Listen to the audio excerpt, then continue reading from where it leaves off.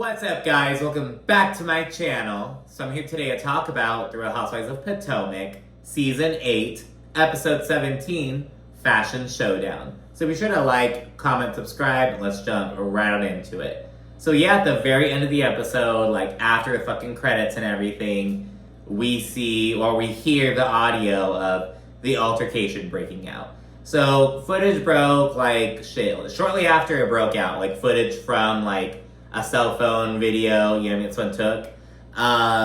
Yeah, we see Kiarna going in on Deborah. There's some other people involved. Candace grabbed a fucking bottle as if she was gonna do something, but someone took it away from her. And Wendy was like right there because Kiarna's her friend.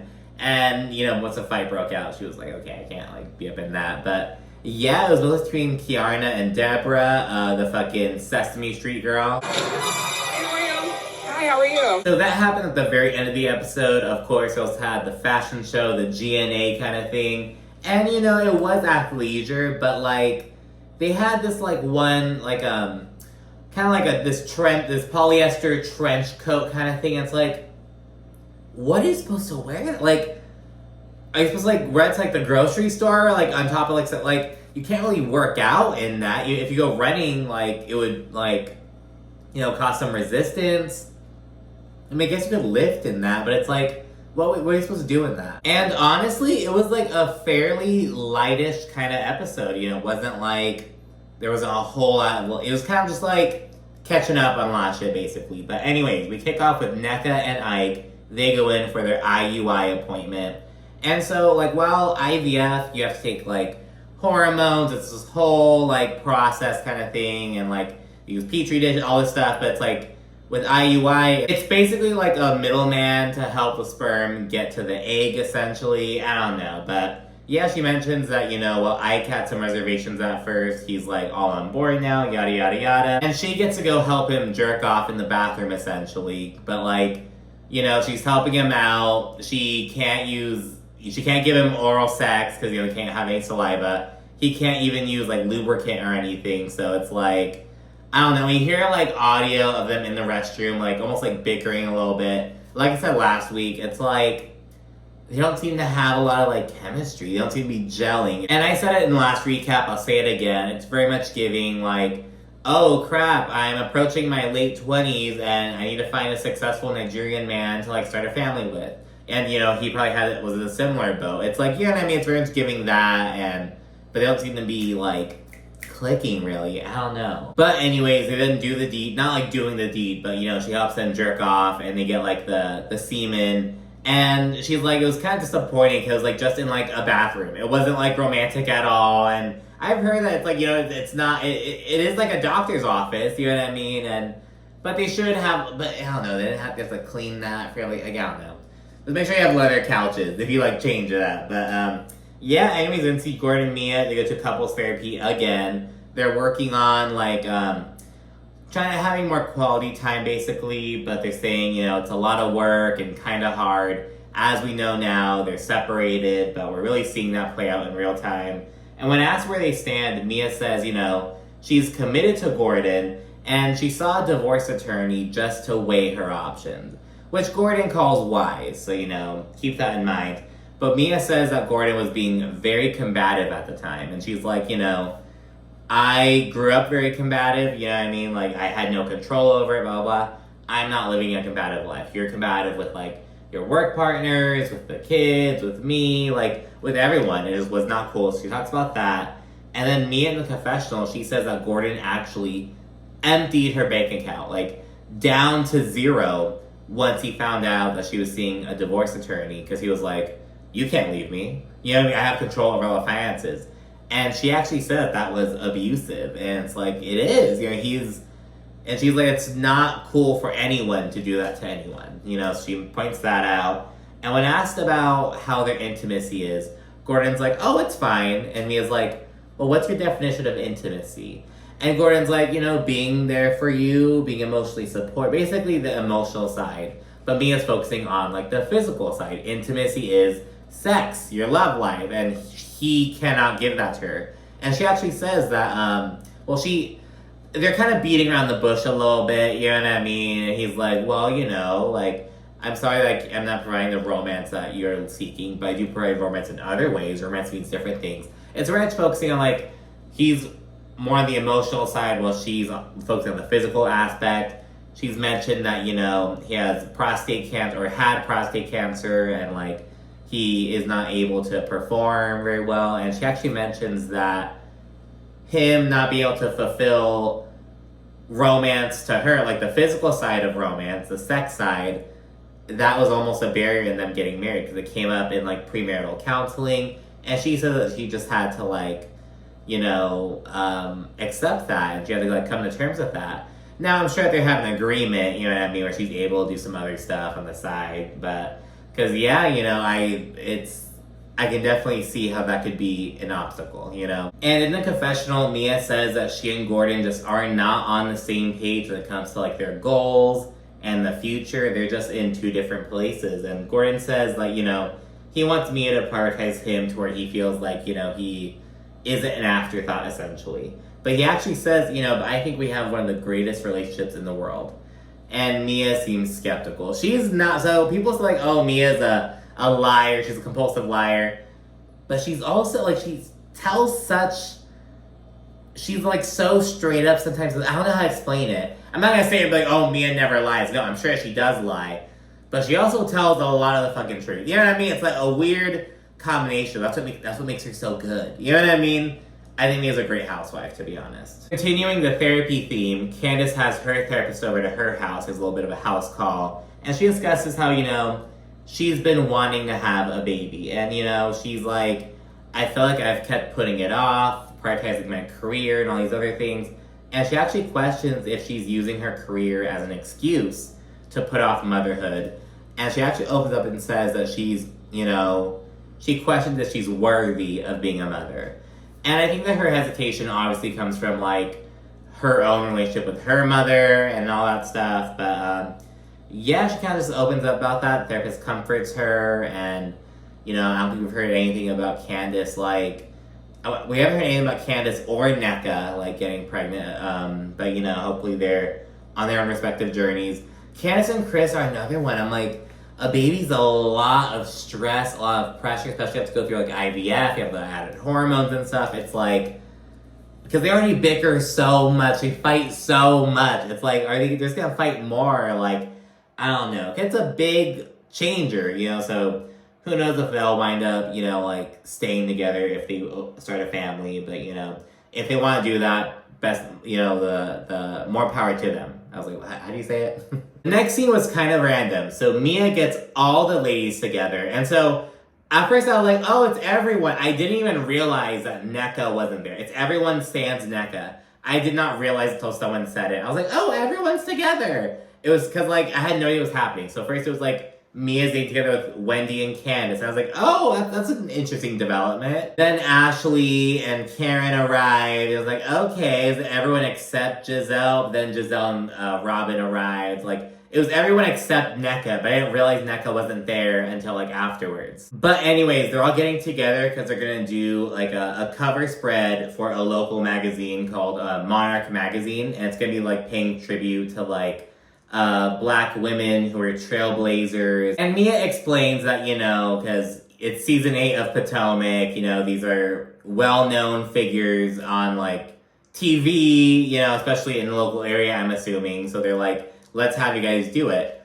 Nneka is not known at that level yet. She doesn't really have those, like, personal tie-ins yet. So she's like, this opportunity just didn't include Nneka. It just is what it is. So that's pretty fucking funny. It's also kind of funny it didn't include Charisse either, because, you know, she's recognizable enough, but like, nope. Katie Ross is, I feel like she's the one who's like talked about the most from the show, like just like on a consistent basis. You know what I mean? Like outside of the show, like people love Katie, girl. But anyways, for the cover shoot, Candace is gonna be embodying Diana Ross. Giselle will be Beyonce, and this is gassing her up so much. Karen will be Lena Horne. Speaking of Karen, the DUI news. I'm a little bit tardy to the party. I've been running around. Work has been kind of crazy. We're in like the busy kind of time. I recently kind of took a trip out to Phoenix. Had a time of my life out there, so I wasn't really, I'm catching up. But anyways, Yeah, the DUI situation. Miss Karen, you're too old for that. Like, okay, no one should be getting DUIs, obviously, but such like a fucking teenager, 20-something-year-old kind of, it's like, you are approaching triple 20. You're 60. And like, she actually is. Yeah, she's 60. You're getting DUI? Like, what is that? Like, girl, really? And, the other side of the argument is like, well, she's a bit older. It's like, but it's like, nonetheless, it's like, girl, whatever. But anyways, Ashley will be Dorothy Dandridge. Mia will be Pam Grier. Wendy will be Cheryl Lee Ralph. And Robin will be Mariah Carey. And we don't see them doing the cover shoot, really. We just kind of like see them talking about it and them kind of dress up. And we'll see the unveiled photos in the next episode, I guess. We didn't see Robin and Juan. They check out a property for her facial studio franchise. She said it's the biggest thing she's ever done. And she notes that, it's about stability. Juan doesn't have a job. So she's like, we need to diversify our portfolios. And it's like, this is your thing, though. Like, why are you saying our? I don't know. And I get it, but it's like, you should have had him sign the prenup, Robin. Like, he's gonna, like, as soon as the kids are grown, he's gonna bounce on your ass. Like, honestly. We then learned that Giselle's father, he landed in the hospital, and, he was actually diagnosed with brain cancer. Giselle herself doesn't tell us this. Robin tells us. We see her calling Giselle. And, it's actually a second time in the confessional that Giselle's been like, let's talk about something else. Let's talk about that later. Let's talk, like, she refuses to, like, get emotional in the confessionals, basically. And it's like, honestly, girl, show some of that fucking emotion. We are seeing her grapple with these emotions. And it's like, granted, we don't, like, it's, I don't know. It's just like, girl, like, open up. Like, you're on a reality show. And not to, like, be like that, but it's like, girl, like, open up. Come on. You know what I mean? But yeah, that's been an ongoing complaint about Giselle. We're going to see Wendy. She shoots the pilot episode for a talk show. She has 4 guests, including April Ryan and Jasmine Brand. And a fun fact, I actually still work at the Jasmine Brand for about 9 months. It was my first, like, writing. Like, it was when I was kind of transitioning out of academia into, like... So now I work in, like, community center journalism for, like, 2.5 years as an entertainment news. And that was my first entertainment news gig. But anyways, let's get back to the episode. Now it's the final scene, and it's Giselle and Ashley's GNA launch. And so Giselle acknowledges that, as they were preparing for this, she got the news about her father. She actually mentioned that he's been lying to her for like 2 weeks about how he's been doing and his health and all that stuff. But she's been really busy flying back and forth between Maryland and Atlanta. So Ashley really, like, held it down, so she's, like, grateful for that. So anyway, they all get ready and begin pouring in. Karen immediately clocks that something's up with Giselle, and she tells her what's up, and so, they have a little bit of a moment. And Giselle actually tells her that her father's having surgery the next day. And everyone begins pouring in, including Deborah. Hi, how are you? And when Wendy sees her, because remember, Deborah's the one who was like, oh, happy Eddie, happy Eddie. So she sees her, she's kind of like put off a bit. And it's like, well, Deborah's Ashley's friend. This is Ashley's event. Of course she's going to be there. Like, whatever. So yeah, she's kind of put off a bit. And later on, we see that Deborah actually goes up to Wendy and says hi to her. And they actually hug and whatnot. But Wendy calls it fake shit. She's like, nope, whatever. I just like faked it till I made it, basically. So, whatever. The GNA show then begins. Wendy, so they're saying they're watching the show. And it's like athleisure, but it's like weird. It's like, how are you supposed to work out in these? And during the show, Wendy makes a comment like, oh, remember 2 years ago when we were in Williamsburg? They were talking shit about how I was dressed, blah, blah, blah. And we see a clip. And she's like, but now look at these. And she's like, imitation is the sincerest form of flattery, blah, blah, blah. And at first I was kind of like confused. But then I was like, oh no, this is actually fucking accurate. So 2 years ago, Wendy was wearing these like, it's like those one pieces, like those leotard kind of things almost. But this was one that had like really high slits on the side almost. So like she was wearing it with jeans and you could see like the side, like her hips, they're still showing essentially. And I was like, I haven't seen that so far. But no, the model was wearing exactly that. It was exactly the same. So I was like, okay, Wendy, you might have a fucking point. You know what I mean? Because like, how is that athleisure? How are we supposed to work out in like... I'm kind of confused. Candace calls it a very elevated Alibaba. And Alibaba is like the site where they sell really, really cheap shit. Like, things like 31 cents a unit to like really cheaply made crap. And people will buy those things and resell them on Amazon for a profit. It's this whole thing. But Alibaba is where it's like all these like really cheap plastic products are like terrible for the environment and all that shit. So she says that, and Kiana is kind of trying to hype Giselle up a little bit because remember Kiana's cool with basically everyone except NECA. So people like Kiana, but you know, who knows about what her fate will be after the next episode. But I don't think she was at the reunion, but who knows if she makes an appearance. I don't think so, though. She's like, oh, it's kind of giving Alexander Wang vibes, and kind of says, Alexander Wang doesn't give you yeast infections. Just like all this shit talking. During her post-show speech, Giselle gives Ashley her props, and she acknowledges that, you know, she was dealing with some family shit, but Ashley held it down. And on the side, Mia tells the group, like, Karen, Candace, Wendy, Kiana, like, just a bunch of other people. She kind of tells them about Giselle's father and how he's getting surgery the next day. And Candace is like, you know, oh, I'm sorry to hear that. And Mia's like, well, you can tell her that. And so, well, I don't think Giselle would want to hear that from Candace. But Candace is like, no, like, I can wish people and their loved ones well from a distance. That's what I'm going to do. And Wendy then brings up how everyone in the group was going in on her and her mother when they were in Austin. And she's like, when my mother was in the hospital recovering from surgery, Giselle was making fun of her. But we didn't get a clip of that. I'm like, how is Giselle making fun of, like, are you saying Giselle was making fun of her mom by, like, entertaining the whole witch allegation bullshit? I don't know, but is that her making fun of your mom? So it's kind of weird. And it's also like, okay, Wendy, your mom even said that she was fucking, it was like a 15 minute surgery to correct something that, like, so she had a cosmetic surgery. She opted in to have cosmetic surgery. Something went wrong, and this surgery was to correct that. So it's like, if you're going to compare that with, like, being in the hospital and having surgery related to brain cancer, these are not the same fucking thing. You know what I mean? Like, these are not the same thing, Wendy. And I'm not saying that Wendy has to, like, say anything to Giselle, but it's like you're comparing apples to oranges, you know what I mean? It's like Wendy's smarter than that, and I don't know that she fucking plays those games, but you know, whatever. But anyways, the night continues, drinks are flowing, people are dancing, and it's an overall great time. Production finished filming at 9:56 p.m., so the mics were still on, and they picked up Deborah confronting Candace about the Sesame Street comments. And Candace, she calls Deborah the help. And the producers, they capitalize, like, the hell. It's like, she's not referring to the fucking movie. She's calling Deborah, like, a fucking maid. Like, why is that capitalized? Like, I was like, okay, girl, but yeah. She calls Deborah the help, and she shuts her down, basically, because Deborah's like, oh, you don't want to talk to me? You don't want to say it to my face? You're saying all this shit, but you didn't say any of this to my face, blah, blah, blah. Candace is just kind of brushing her off.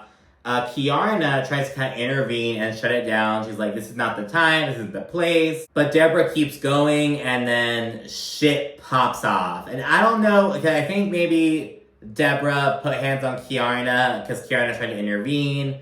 Maybe Kiana just had enough of Deborah's shit. I don't know. I haven't seen the fucking clip in a long time. But we'll see what happens in the next episode. Thanks so much for watching. Be sure to like, comment, subscribe, and of course, stay tuned for more. Thanks again. Bye.